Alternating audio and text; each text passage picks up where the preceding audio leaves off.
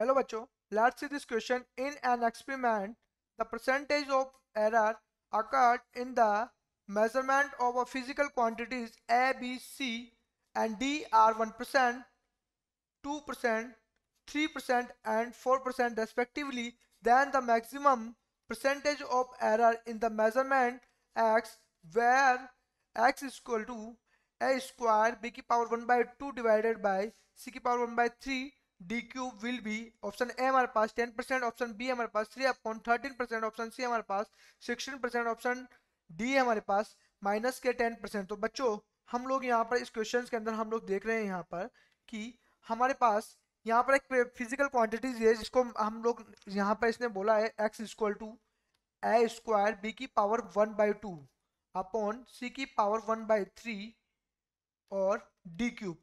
ठीक है, तो बच्चों इसने यहाँ पर ये बोला है हमसे और इसको मैं एर के फॉर्म में लिखता हूँ। अगर मैं इसका फॉर्मूला लगाता हूँ तो इसको लिखूंगा डेल एक्स अपॉन एक्स।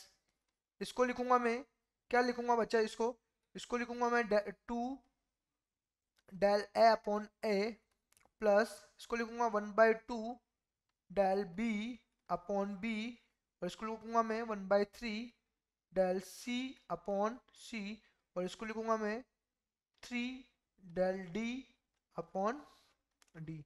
तो बच्चों ये मैंने यहाँ पर एक फॉर्मूला लगा दिया। इसके बाद चलते हैं हम लोग इस साइड पर और आगे हम लोग इसकी वैल्यूज को यहाँ पर पुट करते हैं। तो हम लोग को बोला है इसने डेल एक्स अपॉन एक्स, तो एक्स हो जाएगा हमारे पास और इसने बोला यहाँ पर इसका जो है वैल्यूज वो 2 डेल ए अपॉन ए की जो हमारे पास जो एरर दी हुई है इसने वो दे रखी है 1%। ठीक है बच्चों, plus del B upon B, इसका मतलब बी की एरर कितनी दे रखी है अपने को 2% दे रखी है 2%।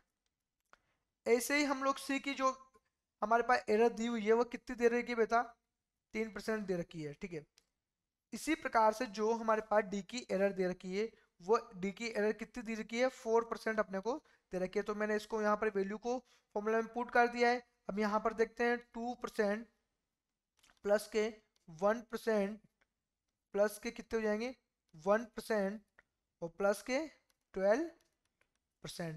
तो बच्चों यहाँ पर देखो टोटल कितना हो गया ये 16%। तो ये किसकी वैल्यू है, ये हमारे पास del x upon del x upon x की यहाँ पर क्या है वैल्यूज है बेटा। तो हम लोग हमारे आंसर्स की ओर देखने के बाद हम अब चलेंगे ऑप्शंस की ओर चलते हैं। ऑप्शन ए के अंदर देखो 10% दिया हुआ है जो कि हमारे आंसर से मैच नहीं करता, तो ये बिल्कुल भी करेक्ट नहीं होगा। ठीक है, ऑप्शन बी की बात करें तो ये भी हमारे आंसर से मैच नहीं कर रहा है, इट मींस ये बी भी क्या होगा रॉन्ग ऑप्शन होगा।